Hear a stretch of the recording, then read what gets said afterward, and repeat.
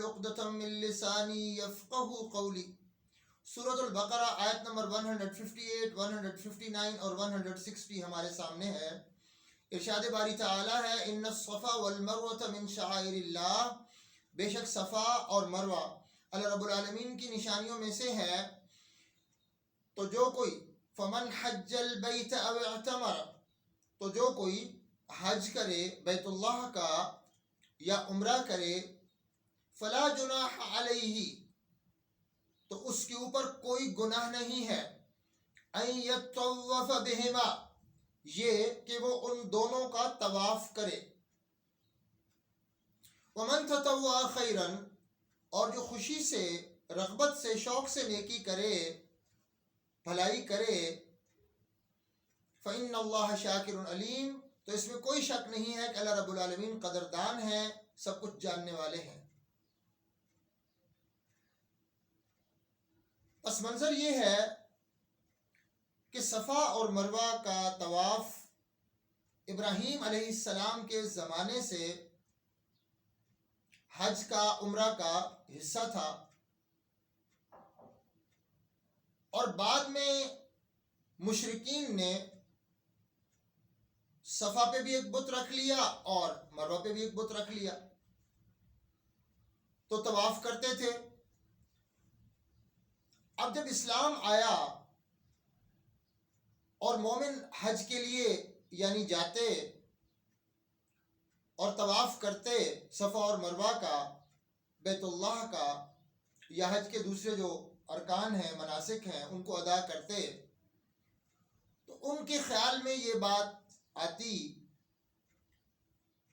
کہ یہاں تو مشرک بتوں کی پوجا کرتے تھے، تو کہیں ہمارا یہ عمل ان شرکیہ اعمال میں سے تو نہیں ہے. تو اللہ رب العالمین نے ان کے ذہنوں میں پیدا ہونے والے اس خیال اور شبہ کو رفع فرمانے کے لیے یہ فرمایا کہ صفا اور مروہ اللہ رب العالمین کی نشانیوں میں سے ہیں. یعنی ان کا طواف اس لیے نہیں ہو رہا کہ مشرکین نے یہاں دو بت رکھے ہوئے تھے اور ان کا وہ طواف کرتے تھے تو وہی آگے جاری ہے، نہیں. اس سے پہلے ابراہیم علیہ السلام کے دور سے ان کا طواف اس عمل کا، حج کا، عمرہ کا حصہ ہے. تو جو کوئی حج کے لیے آئے، بیت اللہ کا حج کرے اور اس میں صفا اور مروہ کا طواف کرے، یا عمرہ کے لیے آئے اور صفا اور مروہ کا طواف کرے، ان دونوں کا طواف کرے، تو اس کے اوپر کوئی گناہ نہیں ہے.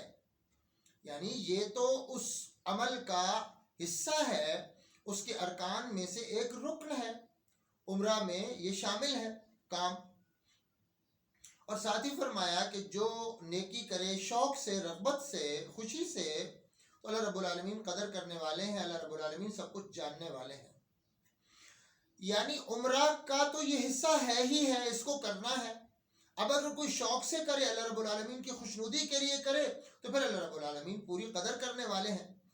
اب یہاں یہ سمجھنا بہت ضروری ہے کہ جو کام ہم دنیا کی زندگی میں کرتے ہیں، لوگوں کی بھلائی کے لیے کر رہے ہوتے ہیں، لوگوں کے درمیان صلح کروانے کے لیے کوشش کر رہے ہوتے ہیں، یا مثال کے طور پہ ضرورت مند لوگوں کی مدد کے لیے بھاگ دوڑ کر رہے ہوتے ہیں، تو یا رشتہ داروں کے ساتھ حسن سلوک کر رہے ہوتے ہیں اور اس کے لیے کوئی محنت و کوشش کر رہے ہوتے ہیں یا کچھ خرچ کر رہے ہوتے ہیں، تو انسان کے ذہن میں یہ بات آ سکتی ہے کہ قدر تو کرتا کوئی نہیں، کسی نے ہماری اس محنت کی ویلیو تو جانی کوئی نہیں، تو ہمیں کیا. تو سمجھنے کی بات یہ ہے کہ جو بھی مومن کوئی کام کرتا ہے بھلائی کا، تو اللہ رب العالمین کی خوشنودی کے لیے کرتا ہے، وہ انسانوں کی خوشنودی کے لیے نہیں کرتا.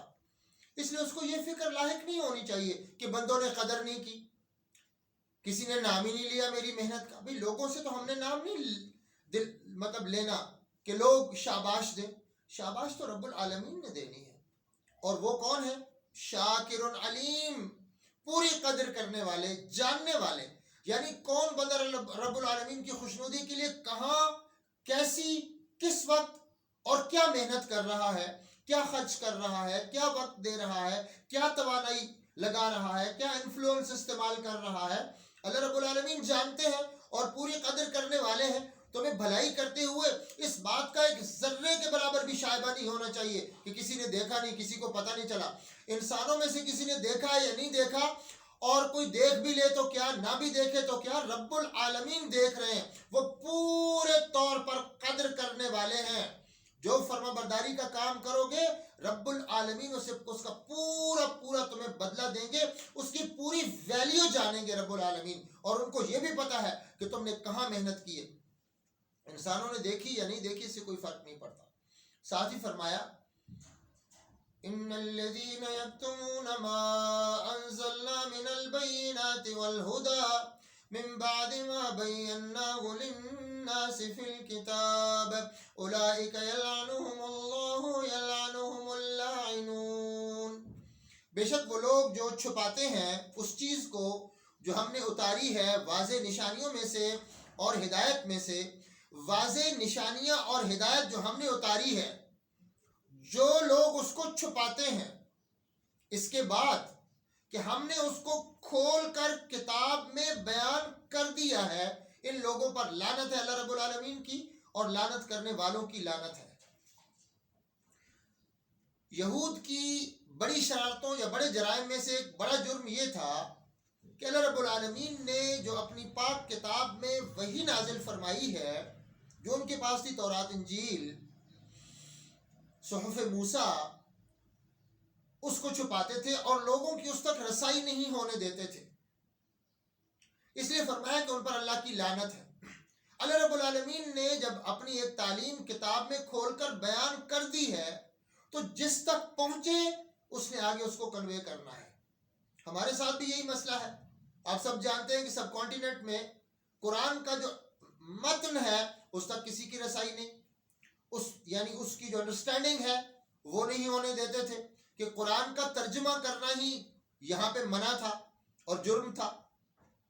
کہاں سب کانٹیننٹ میں پہلا فارسی میں ترجمہ ہوا اور اس پر کیا طوفان کھڑا ہوا، اور پھر اللہ کے فضل و کرم سے اب دنیا میں ساری زبانوں میں قرآن مجید کا ترجمہ ہوتا ہے اور لوگ سمجھتے ہیں، حدیث کا ساری زبانوں میں ترجمہ ہوتا ہے، اور قرآن مجید کے علوم تک اور حدیث کے علوم تک اب الحمدللہ لوگوں کی رسائی ہے۔ اور اسی رسائی کا نتیجہ ہے، آپ سب جانتے ہیں کہ یورپ میں، امریکہ میں، نارویجین کنٹریز میں یا آسٹریلیا میں، یہ سارے بر اعظموں میں اسلام کس تیزی سے پھیل رہا ہے۔ اس کے پھیلنے کا ایک ہی سبب ہے کہ لوگوں کا قرآنی تعلیمات تک اور نبی صلی اللہ علیہ وسلم کی تعلیمات تک رسائی ہو گئی ہے۔ ورنہ ہمارے کردار پہ ہوتا کہ ہمارے کردار کو لوگ دیکھ کر مسلمان ہوتے تو جیسے ہم ہیں وہ ہم گویا لوگوں کو اسلام ایمان سے دور بھگانے کا سبب بن رہے ہیں، ہمارا کردار ایسا ہے۔ تو آپ سب جانتے ہیں کہ جیسے یہ امریکہ میں یہ 3 خواتین نے، امت اللہ بینٹلے لوگوں نے قرآن مجید کا ترجمہ کیا، جو اس وقت قرآن مجید کے 50 انگریزی زبان میں ترجمے موجود ہیں، ان میں نمبر 1 ترجمہ ہے وہ۔ اور پھر انہوں نے 80 بڑی کتابیں جو عربی زبان میں تھی ان کا ترجمہ کیا، اور اس طرح سے لوگوں کی، یعنی نہ صرف یہ کہ اردو عربی جاننے والوں کی بلکہ باقی زبانیں جاننے والوں کی بھی رسائی ہوئی ہے دین کے علوم تک، اور پھر وہ دین کی طرف آ رہے ہیں الحمدللہ۔ اور فاسٹسٹ گروئنگ ریلیجن بن گیا ہے اسلام۔ اللہ رب العالمین ہمیں اسلام پہ زندہ رکھے۔ تو یہاں ان کا جرم بتایا کہ وہ چھپاتے ہیں اس تعلیم کو جو اللہ رب العالمین نے اپنی کتاب میں نازل فرما دی ہے۔ آگے فرمایا اِلَّا الَّذِينَ تَابُوا وَأَصْلَحُوا وَبَيَّنُوا فَأُولَئِكَ يَتُوبُ عَلَيْهِمْ وَأَنَا التَّوَّابُ الرَّحِيمُ۔ مگر وہ لوگ جنہوں نے توبہ کر لی اور اپنا کردار سنوار لیا، اور جو چھپایا تھا اس کو کھول کر بیان کر دیا، یہی وہ لوگ ہیں جن پر اللہ رب العالمین، جن پر میں رجوع کرتا ہوں، جن کی میں توبہ قبول کرتا ہوں، جن پر میں رحم کرتا ہوں۔ وَأَنَا التَّوَّابُ الرَّحِيمُ، اور میں تو بہت توبہ قبول کرنے والا، لگاتار اور مسلسل رحم کرنے والا ہوں۔